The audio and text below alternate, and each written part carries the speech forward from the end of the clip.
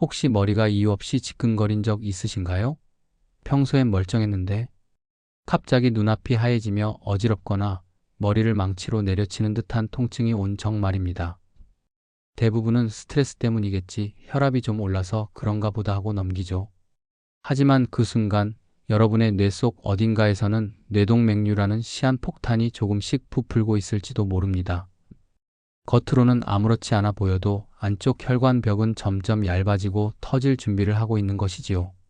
더 무서운 건 그 조용한 부풀음이 몇 년, 아니 수십 년간 아무런 증상도 없이 자라난다는 겁니다. 뇌동맥류는 말 그대로 뇌 속 혈관의 일부가 풍선처럼 부풀어 오른 상태를 말합니다. 정상적인 혈관은 탄탄하지만 고혈압이나 흡연, 스트레스, 유전적 요인 등이 쌓이면서 혈관벽이 약해지고 한쪽이 불룩하게 늘어나게 됩니다. 이 작은 혹은 처음엔 아무 문제도 일으키지 않지만 일정 크기를 넘어서면 마치 오래된 풍선처럼 언제 터질지 모르는 위험한 상태가 됩니다.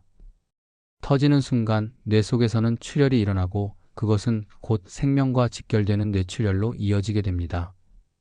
특히 중년 이후가 되면 이 위험은 급격히 높아집니다. 이유는 단순합니다. 젊을 때보다 혈관 탄력이 떨어지고 오랜 생활 습관이 쌓여 혈압이 높아지며 스트레스와 피로가 누적되기 때문이지요. 더군다나 중년은 자신의 건강보다 가족, 일, 경제적인 문제를 우선시하며 스스로를 방치하는 시기이기도 합니다. 그래서 뇌동맥류는 조용한 살인자라는 별명을 가졌습니다. 아무 증상도 없이 다가와 어느 날 갑자기 가장 평범한 일상 속에서 그 사람을 쓰러뜨리기 때문입니다. 실제 사례를 하나 들어볼까요? 서울에 사는 52세 직장인 김모 씨는 평소 혈압이 약간 높았지만 특별히 불편함을 느끼지 않았습니다. 어느 날 회의 도중 갑자기 머리가 깨질 듯 아프면서 구토를 했고 그 자리에서 의식을 잃었습니다. 병원으로 실려갔을 때 이미 뇌동맥류 파열로 인한 지주막 하출혈이 진행 중이었죠. 다행히 긴급 수술로 목숨은 건졌지만 왼쪽 팔과 다리에 마비가 남았습니다. 김 씨의 가족은 그동안 두통이 잦았지만 그냥 피곤해서 그런 줄 알았다고 말했습니다. 이처럼 뇌동맥류는 경고 없이 너무나 조용히 다가옵니다. 그런데 문제는 대부분의 사람들이 자신에게 그런 위험이 숨어 있다는 사실조차 모르고 산다는 것입니다. 건강검진에서도 일반 혈액검사나 심전도에서는 절대 발견되지 않습니다. 뇌 MRI나 MRA 같은 정밀 검사를 통해서만 확인이 가능하지만 그 비용이 부담스럽고 특별한 증상이 없으니 검사를 미루는 경우가 많죠. 나는 괜찮겠지라는 안일함이 결국 돌이킬 수 없는 비극을 부릅니다. 여러분, 뇌동맥류는 남의 이야기가 아닙니다. 특히 4060대, 즉 중년 이후라면 더 이상 무시할 수 없는 현실적인 위협입니다. 두통, 눈 주위 통증, 한쪽 얼굴이 저리거나 시야가 흐려지는 증상은 단순한 피로가 아닐 수 있습니다. 작은 신호를 무시하면 그 대가는 너무나 크고 냉정합니다. 하지만 여기서 희망적인 사실도 있습니다. 뇌동맥류는 조기에 발견하면 충분히 치료가 가능하다는 점입니다. MRI나 MRA 촬영을 통해 미리 발견하면 혈관 내 코일 색전술이나 클립, 결찰술 같은 수술로 파열을 예방할 수 있습니다. 실제로 조기 진단을 받은 사람들의 90% 이상이 정상적인 생활로 돌아갑니다. 중요한 것은 증상이 생기기 전에 발견하는 것입니다. 지금도 수많은 중년들이 그냥 피곤해서 그래, 요즘 스트레스가 많아서 머리가 아픈가 봐라며 스스로를 설득합니다. 그러나 몸은 절대 거짓말하지 않습니다. 매번 같은 부위가 쑤시고 머리 뒤쪽이 묵직하며 평소와 다른 어지럼이 잦다면 반드시 한 번은 정밀 검사를 받아야 합니다. 그것이 가족을 위한, 그리고 자신을 위한 최소한의 예방입니다. 중년 상담소는 오늘도 이야기합니다. 내 몸의 이상 신호를 무시하지 마세요. 늦기 전에 한 번만 더 확인하세요. 당신의 한 번의 선택이 앞으로의 인생을 바꿀 수 있습니다. 뇌동맥류는 결코 하루아침에 생기지 않습니다. 우리 몸의 혈관은 생각보다 강하지만 그 강함이 영원하지는 않습니다.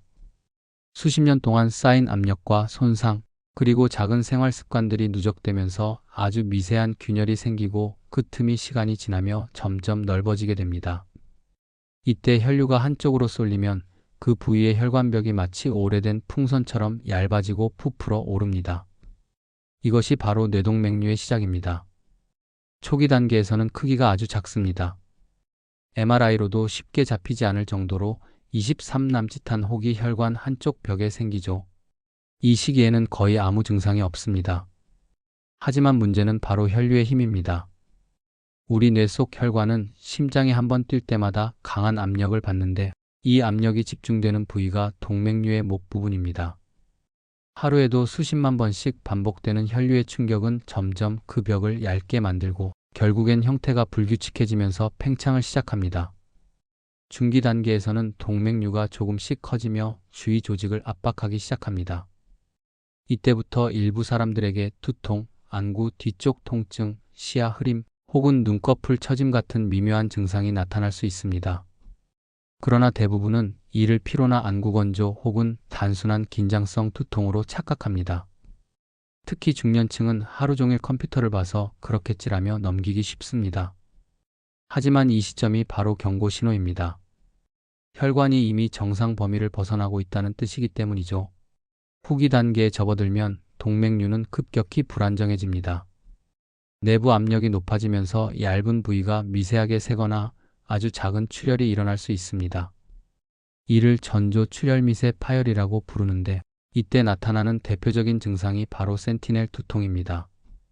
말 그대로 파수꾼 두통으로 살면서 경험해 본 적 없는 극심한 두통이 갑자기 찾아오는 것이 특징입니다. 몇 시간 혹은 며칠 후 다시 통증이 가라앉을 수 있지만 사실상 2단계는 폭발 직전의 순간입니다. 마지막 단계는 가장 비극적인 파열입니다. 약해진 혈관벽이 더 이상 압력을 견디지 못하고 터져버리면 그 안의 혈액이 뇌 속으로 쏟아져 나옵니다. 이를 지주막 하출혈이라 부르며 사망률이 40% 이상으로 매우 치명적입니다. 살아남더라도 반신마비, 언어장애, 기억 손상 같은 후유증이 남을 확률이 높습니다. 실제로 뇌동맥류 환자 10명 중 4명은 병원에 도착하기도 전에 사망하는 것으로 보고됩니다. 이처럼 뇌동맥류의 진행 과정은 무증상 미세압박 전조 출혈 파열로 이어집니다. 그리고 이 모든 과정은 대부분 조용히 진행됩니다. 통증이 없어 방심하기 쉽고 증상이 있어도 피로나 스트레스로 착각하기 때문입니다. 그래서 중년기 이후에는 단 한 번이라도 비정상적인 두통, 시야 흐림, 한쪽 얼굴 저림이 나타난다면 반드시 정밀 검사를 받아야 합니다. 이 병의 무서운 점은 시간이 갈수록 되돌릴 수 있는 선택이 사라진다는 겁니다. 초기에 발견했다면 단순 코일 시술로 막을 수 있었던 것을 몇 년만 늦어도 생명과 직결되는 수술이 되어버리죠. 하지만 반대로 말하면 조기 발견만 한다면 얼마든지 예방할 수 있다는 뜻이기도 합니다. 뇌동맥류는 갑자기 생기는 병이 아니라 오랜 시간 신호를 보냈지만 우리가 그것을 무시한 결과입니다. 이제부터라도 그 신호를 듣는 연습이 필요합니다. 그것이 바로 중년 이후 스스로를 지키는 첫 번째 습관입니다. 뇌동맥류는 단순히 운이 나빠서 생기는 병이 아닙니다. 우리가 오랫동안 살아온 방식, 몸이 견뎌온 스트레스, 그리고 혈관이 버텨온 압력의 결과물이죠. 대부분의 중년들은 이렇게 말합니다. 젊을 땐 괜찮았는데 요즘 들어 머리가 자주 아파요. 하지만 그 한마디 안에는 이미 수십 년 동안 축적된 위험 요인들이 숨어 있습니다. 첫 번째 원인은 고혈압입니다. 혈관은 마치 고무호스와 같아서 압력이 높을수록 벽에 부담이 쌓입니다. 오랜 세월 동안 고혈압이 지속되면 혈관 내막이 미세하게 손상되고 그 부위가 점점 약해집니다. 결국 혈류가 강하게 부딪히는 부위에서 작은 돌출이 생기며 동맥류가 형성되죠. 특히 수축기 혈압이 140 mmHg 이상인 사람은 정상 혈압군보다 뇌동맥류 발생 위험이 약 2배 이상 높다는 보고도 있습니다. 두 번째 원인은 흡연입니다. 담배 연기에 포함된 니코틴과 일산화탄소는 혈관의 탄력을 유지하는 엘라스틴을 파괴합니다. 그 결과 혈관벽이 단단하게 유지되지 못하고 점점 약해집니다. 흡연은 또한 혈액을 끈적이게 만들어 혈류 흐름을 불안정하게 만듭니다. 실제로 비흡연자에 비해 흡연자의 뇌동맥류 파열 위험은 35배 이상 높습니다. 특히 오랜 기간 하루 한 갑 이상을 피워온 사람이라면 이미 혈관벽이 상당히 손상된 상태일 가능성이 높습니다. 세 번째는 유전적 요인과 가족력입니다. 부모나 형제 중에 뇌동맥류나 뇌출혈로 치료받은 가족이 있다면 자신의 위험도 반드시 의심해 봐야 합니다. 일부 연구에서는 뇌동맥류 환자의 약 1015%가 가족성 형태로 나타난다고 밝혀졌습니다. 특히 여성에게 더 많이 나타나며 여성 호르몬인 에스트로겐이 감소하는 폐경기 이후의 위험이 급격히 증가합니다. 네 번째는 생활 습관입니다. 과음, 불규칙한 수면, 만성 스트레스, 그리고 변비로 인한 과도한 힘주기 역시 뇌혈관의 압력을 순간적으로 높입니다. 술을 마실 때 혈압이 급격히 오르거나 잠이 부족해 교감신경이 과도하게 활성화될 때 혈관벽은 작은 미세 손상을 반복적으로 입습니다. 이런 생활이 몇 년, 몇십 년 이어지면 그 손상이 결국 하나의 약한 지점을 만들게 되는 것입니다. 다섯 번째는 기저질환입니다. 동맥경화, 당뇨병, 고지혈증 같은 질환은 혈관을 딱딱하게 만들고 내부벽을 거칠게 만듭니다. 그 결과 혈류가 균일하게 흐르지 못하고 한쪽으로 쏠리면서 혈관의 특정 부위에 집중적인 압력을 가하게 됩니다. 이것이 바로 동맥류가 형성되는 기초 환경이 됩니다. 마지막으로는 나이와 성별입니다. 나이가 들수록 혈관의 탄성은 자연스럽게 줄어듭니다. 혈관벽의 콜라겐이 줄어들고 세포가 노화되면서 미세 균열이 생기죠. 특히 여성은 에스트로겐 감소로 인해 혈관이 급격히 약해지는 시기를 겪습니다. 그래서 50세 이상 여성에게서 뇌동맥류의 발병률이 눈에 띄게 증가합니다. 이 모든 요인들은 각각 위험하지만 서로 겹치면 훨씬 더 위험합니다. 예를 들어 고혈압이 있으면서 흡연을 하고 스트레스를 자주 받는 중년이라면 뇌동맥류 발생 위험은 평균보다 510배까지 높아질 수 있습니다. 문제는 대부분의 사람들이 자신의 혈압이나 콜레스테롤 수치를 정확히 모른 채 지낸다는 겁니다. 괜찮겠지라는 안일함이 바로 가장 큰 적입니다. 뇌동맥류는 단순히 피해야 할 질병이 아니라 관리해야 할 상태입니다. 혈압을 조절하고 금연을 실천하고 정기적으로 뇌혈관 검진을 받는 것만으로도 발병 가능성을 현저히 줄일 수 있습니다. 결국 위험 요인은 우리가 만들어낸 것이지만 예방도 우리가 스스로 선택할 수 있습니다. 뇌동맥류의 가장 무서운 점은 터지기 전까지 아무런 증상이 없다는 것입니다. 그래서 사람들은 늘 방심합니다.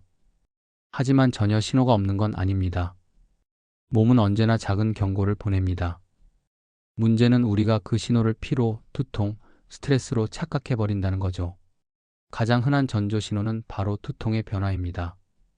평소에도 두통을 자주 겪는 사람이라면 이번에도 그냥 피곤해서 그렇겠지 하고 넘기기 쉽지만 뇌동맥류에서 오는 두통은 확연히 다릅니다. 통증의 위치가 일정하고 머리 한쪽 깊은 곳에서 맥박이 뛰는 듯한 박동성 통증이 지속됩니다. 특히 목덜미와 머리 뒤쪽이 함께 뻐근하거나 눈 뒤가 묵직하게 당기는 느낌이 동반되기도 합니다. 단순 긴장성 두통은 하루 이틀이면 사라지지만 뇌동맥류의 전조 두통은 며칠, 길게는 몇 주까지 이어집니다. 다음으로는 시야의 변화입니다. 동맥류가 커지면 시신경이나 뇌신경을 압박하면서 시야가 흐려지거나 한쪽 눈이 두 개로 보이는 복시 증상이 나타납니다. 실제로 48세 여성 이모 씨는 어느 날부터 신문 글자가 겹쳐 보이기 시작했고 안과를 찾아가 안경 도수를 조정했지만 호전되지 않았습니다. 결국 뇌 MRI를 찍고 나서야 안과 뒤쪽 동맥류가 신경을 압박하고 있다는 사실을 알게 되었죠. 조금만 늦었다면 파열로 이어질 뻔한 아찔한 순간이었습니다. 또 하나 주의해야 할 신호는 얼굴의 감각 이상입니다. 뇌혈관의 압박은 종종 얼굴의 한쪽 감각을 둔하게 만들거나 입 주변이 간헐적으로 저릿저릿해지는 느낌을 줍니다. 그러나 이 역시 치과적 문제나 단순 신경통으로 오인되는 경우가 많습니다. 특히 중년층 여성은 요즘 피곤해서 그래요 하며 그냥 참고 넘기는 경우가 많습니다. 하지만 이런 증상이 반복되거나 말이 어눌해지고 손끝 감각이 둔해진다면 뇌혈류 이상을 의심해야 합니다. 그리고 무엇보다 센티넬 두통 전조 두통을 절대 간과해서는 안 됩니다. 이는 뇌동맥류가 완전히 터지기 직전에 나타나는 경고 신호입니다. 환자들은 흔히 갑자기 머리가 터질 듯 아팠다, 머리 안에서 무언가 퍽 하고 터진 느낌이었다고 표현합니다. 통증은 번개처럼 갑자기 찾아오며 몇 초 만에 최고 강도에 도달합니다. 2단계에서 바로 병원으로 가면 생명을 구할 수 있지만 많은 이들이 진통제를 먹고 쉬면 나아질 거라 생각해 골든타임을 놓칩니다. 실제로 뇌동맥류 파열 환자의 30%가 이런 전조 두통을 경험했지만 대다수가 병원을 찾지 않았다는 보고도 있습니다. 이외에도 구토, 어지럼, 귀울림, pit에 대한 과민 반응, 말이 어눌해지는 현상 등이 동반될 수 있습니다. 특히 아침에 일어났을 때 머리가 무겁고 고개를 숙일 때 통증이 심해진다면 단순한 긴장성 두통이 아닐 수 있습니다. 가장 안타까운 건 이 모든 증상이 중년에게는 너무 흔하다는 점입니다. 일 때문에, 가정 때문에, 스트레스 때문에 나타나는 일반적인 증상들과 구분이 어렵죠. 그래서 뇌동맥류는 늘 그 틈을 파고듭니다. 그러나 몸은 결코 거짓말을 하지 않습니다. 평소 느끼지 못했던 새로운 통증, 특정 부위에 집중된 통증, 반복되는 어지럼은 모두 몸이 보내는 신호입니다. 특히 4060대에 새롭게 시작된 두통이라면 반드시 경계해야 합니다. 젊을 때부터 있던 만성 두통과 달리 중년 이후 생긴 두통은 대부분 혈관성 원인일 가능성이 높습니다. 머리가 깨질 듯 아프다, 목 뒤로 뜨겁게 뻗는다, 눈이 빠질 것 같다는 느낌이 든다면 지금 당장 신경외과나 응급실을 찾아야 합니다. 이 신호를 알아채는 사람과 그렇지 못한 사람의 결과는 하늘과 땅 차이입니다. 미리 검사하면 코일 시술 한 번으로 끝날 수 있지만 놓치면 생명 전체를 뒤흔듭니다. 뇌동맥류는 결코 갑작스러운 운명이 아니라 우리가 신호를 놓친 결과입니다. 뇌동맥류는 조용히 자라기 때문에 조기 진단이 유일한 생명선입니다. 많은 사람들이 두통이 심하면 병원 가야지라고 생각하지만 실제로는 두통이 심해지기 전에 이미 위험 단계에 도달해 있는 경우가 많습니다. 그래서 의료진은 뇌동맥류를 예방적 진단이 가능한 병으로 분류합니다. 즉, 증상이 없어도 미리 찾아낼 수 있다는 뜻이죠. 가장 기본이 되는 검사는 뇌 MRI와 MRA자 기공명혈관조 영술입니다. MRI는 뇌의 구조적 이상을, MRA는 뇌 속 혈관의 흐름과 형태를 보여줍니다. 이 검사는 방사선 노출이 없고 비교적 안전하며 30분 정도면 끝납니다. 최근에는 3D로 혈관을 정밀하게 재구성해 작은 동맥류도 조기에 포착할 수 있습니다. 다만 금속 임플란트나 심박 조율기가 있는 경우에는 제한이 있을 수 있습니다. 보다 정밀한 검사는 CT-ACT 혈관조 영술입니다. 조영제를 정맥에 주입한 뒤 CT로 촬영하면 혈관의 굴곡과 동맥류의 모양, 크기, 위치를 명확하게 볼 수 있습니다. 특히 5 이상 크기의 동맥류나 경부목 부분의 형태를 확인하는 데 유용합니다. 다만 조영제 알레르기나 신장 질환이 있는 환자는 주의해야 하며 방사선 노출이 MRI보다 높습니다. 가장 정확한 검사는 DSA 디지털 감산혈관조 영술입니다. 허벅지 동맥에 카테터를 삽입해 뇌혈관까지 가는 조영제를 주입하고 실시간으로 혈관 영상을 얻습니다. 동맥류의 미세한 형태까지 볼 수 있어 수술 전 계획에 반드시 사용됩니다. 이 검사는 약간의 침습성이 있지만 그만큼 확질력이 높고 시술과 진단을 동시에 진행할 수도 있습니다. 이렇게 진단이 끝나면 의료진은 동맥류의 크기 모양 위치를 기준으로 치료 방법을 결정합니다. 크기가 작고 파열 위험이 낮다면 정기 추적 관찰을 선택할 수도 있습니다. 그러나 5 이상이거나 불규칙한 모양, 후교통 동맥, 기저동맥 등 고위험 부위에 위치한 경우에는 반드시 치료가 필요합니다. 치료는 크게 두 가지 방법으로 나뉩니다. 첫 번째는 코일 색전수리 ENDOVAES CULAR 코일링입니다. 카테터를 통해 동맥류 내부에 백금 코일을 여러 겹으로 채워 넣어 혈류가 동맥류로 흐르지 않게 막는 방식입니다. 머리를 절개하지 않아 회복이 빠르고 고령자나 기저질 환자에게 적합합니다. 시술 시간은 보통 12시간 정도이며 이틀 내외면 퇴원이 가능합니다. 하지만 동맥류가 넓은 목을 가지고 있거나 벽이 불규칙할 경우에는 코일이 재배치되거나 재출혈 위험이 있어 추가 시술이 필요할 수도 있습니다. 두 번째는 클립 결찰술 클리핑 서저리입니다. 두개골을 열고 현미경 아래에서 동맥류의 목 부분을 금속 클립으로 집어 혈류를 차단하는 수술입니다. 완전히 차단되기 때문에 재발률이 낮고 장기적 안정성이 뛰어납니다. 다만 절개 부위가 크고 회복 기간이 길며 12주 입원이 필요합니다. 젊은 환자나 제출혈 가능성이 높은 위치의 동맥류에 주로 시행됩니다. 최근에는 하이브리드 수술 클리핑 코일링 병합이 도입되어 두 방법의 장점을 조합한 치료도 가능해졌습니다. 또한 스텐트 보조 코일 색전술이나 플로우 디버터플로 DIVERTR, 삽입술 같은 최신 기술은 복잡한 형태의 동맥류에도 효과적으로 적용되고 있습니다. 치료 후에는 무엇보다 혈압 관리와 생활 습관 교정이 중요합니다. 시술이 성공적으로 끝나도 고혈압이나 흡연을 그대로 유지한다면 다른 부위에 새로운 동맥류가 생길 가능성이 있습니다. 그래서 의료진은 6개월 1년 주기로 정기 영상 검사를 권장하며 코일 시술의 경우 MRI 추적 검사가 필수입니다. 수술 후 후유증은 대부분 일시적입니다. 초기에는 어지럼, 피로, 집중력 저하 등이 있을 수 있으나 대부분 36개월 내 회복됩니다. 그러나 만약 제출혈, 시야 이상, 언어장애 등의 증상이 다시 나타난다면 즉시 병원을 방문해야 합니다. 중요한 건 이 치료의 목적이 단순히 동맥류를 막는 것이 아니라 삶의 질을 지키는 것이라는 점입니다. 미리 검사하고 조기에 치료하면 대부분의 환자가 정상 생활로 복귀합니다. 그러나 치료를 미루면 단 한 번의 파열이 모든 걸 바꿉니다. 뇌동맥류는 수술이나 시술로 막았다고 끝이 아닙니다. 진짜 싸움은 그 이후부터 시작됩니다. 병원에서는 수술은 성공했습니다라는 말로 안도하게 하지만 그 순간부터는 다시는 예전처럼 살 수 없다는 현실을 받아들여야 합니다. 왜냐하면 뇌혈관은 한번 약해진 뒤로는 완전히 예전의 탄력을 되찾기 어렵기 때문입니다. 그래서 치료 후의 관리가 생명처럼 중요합니다. 가장 먼저 해야 할 일은 혈압 관리입니다. 뇌동맥류가 생긴 사람은 거의 대부분 고혈압을 동반하고 있습니다.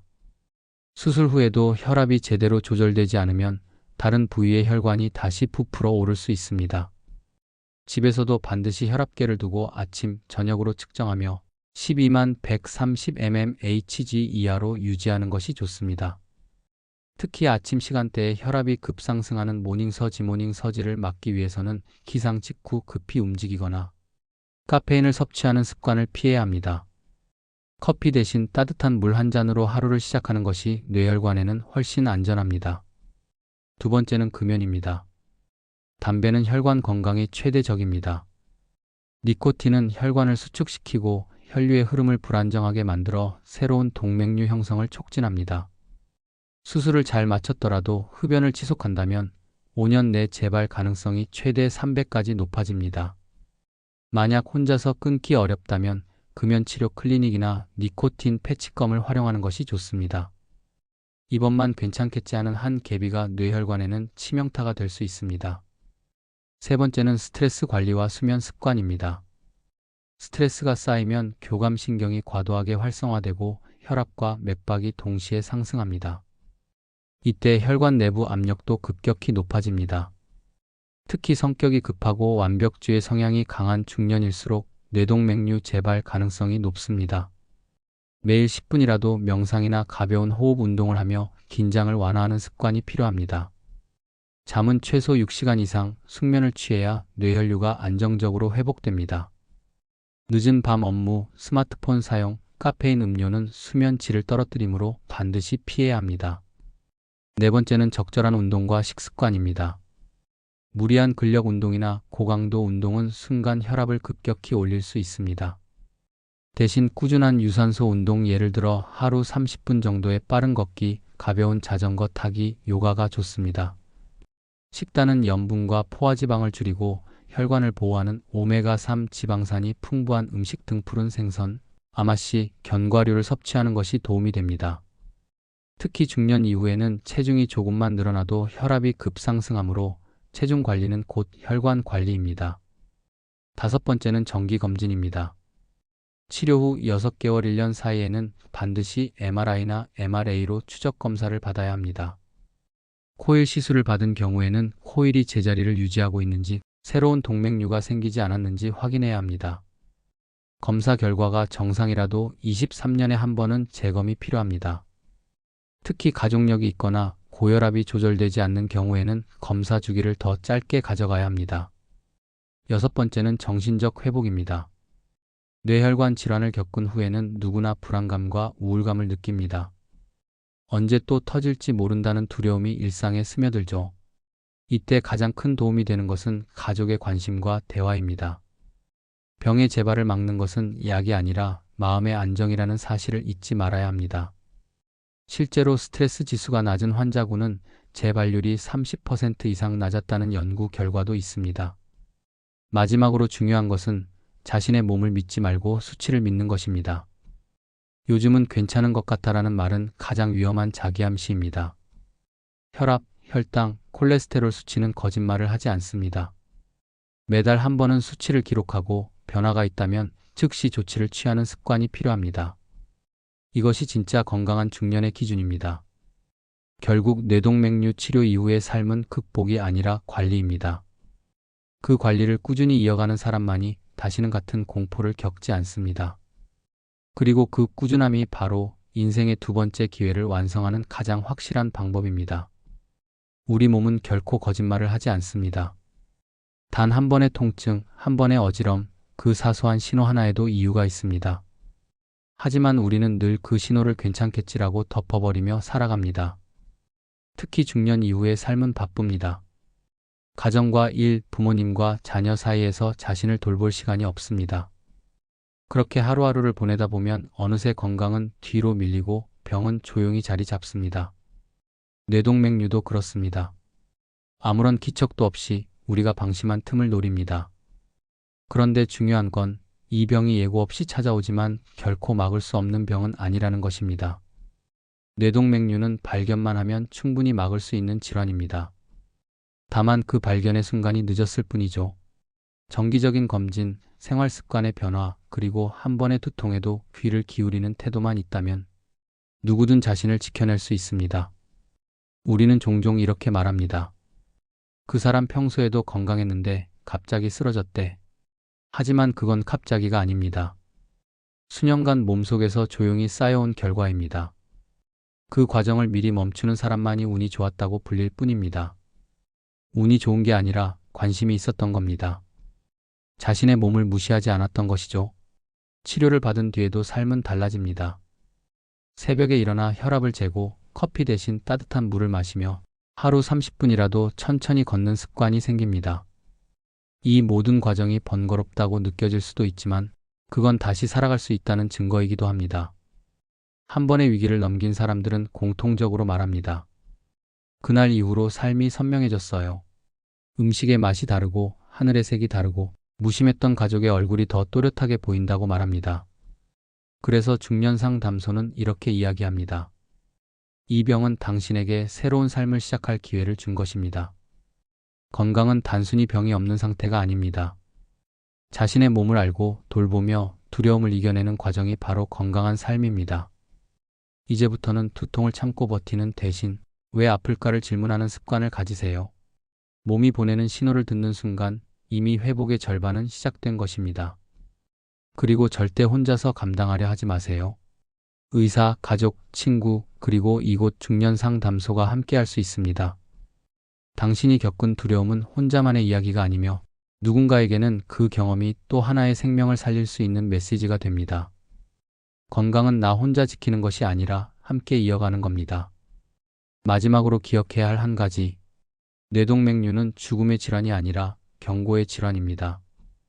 당신이 지금 이 글을 보고 있다는 건 이미 예방의 첫걸음을 뗀 것입니다. 그 한 걸음이 10년 뒤 당신의 삶을 완전히 바꿀지도 모릅니다. 오늘 하루 자신의 머릿속을 잠시 떠올려 보세요. 그리고 자신에게 조용히 이렇게 말해 보세요. 괜찮아, 이제는 내가 나를 지킬 거야. 그 다짐 하나가 당신의 두 번째 인생을 지켜줄 가장 강력한 약이 될 것입니다.